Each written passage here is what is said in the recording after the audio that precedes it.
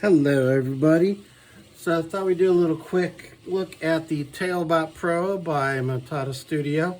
This is their screen-free robot for $90. They say 3 and above, which I would agree with that.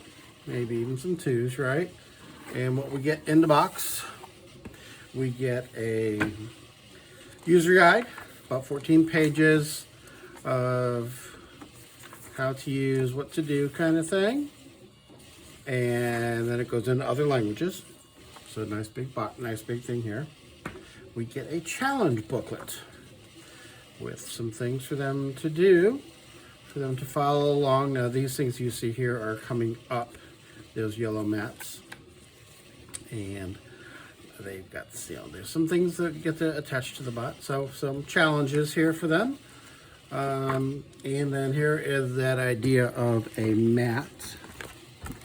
You're not going to be able to see this whole thing, but here is a coding mat. This is a visit to the zoo, and there's a sensor underneath that will read that, hey, I'm doing this story mode.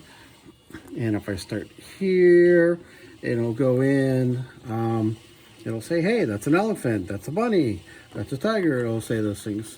Or sometimes it does it. I think there's 2 choices: do it automatically to visit the zoo, or code a trip to the zoo where it's going to say, hey, we're starting here, take me to the tigers. You have to code how to get to the tigers.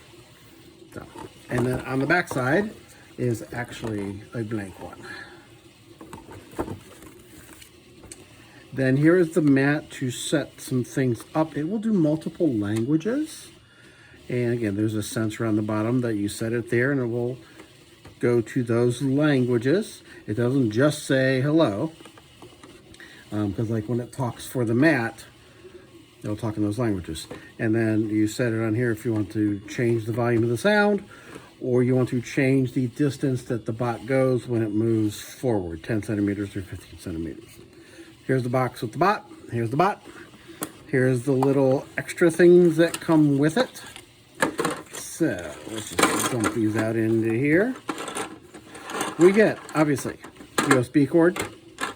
We get 2 wings. Now where these things are going, they go on this.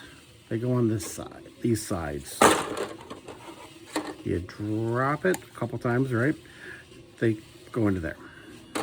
So the orange one are the ones that it normally has. And then you put on the others. So we got Lego capability, but we also have marker capability. So that's the yellow. And then the blue are arms. Yep, you got to put the arm in first. Now the arms don't move. The arms just, you have to be smarter than the arm.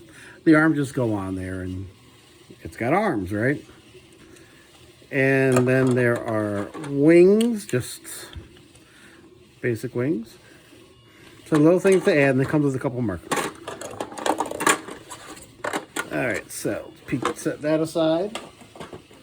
And so here is the bot. As you can see, here's our price. These are light up eyes. They'll change colors with different things.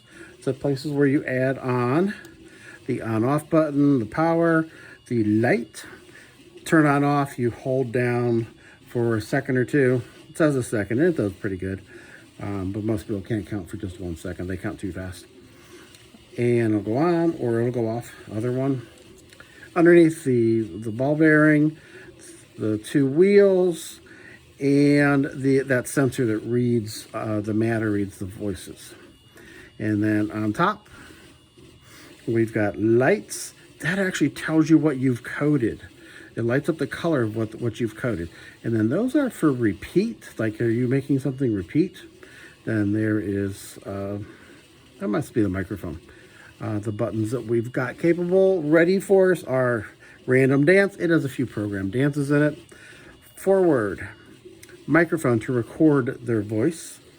Right, delete the last action.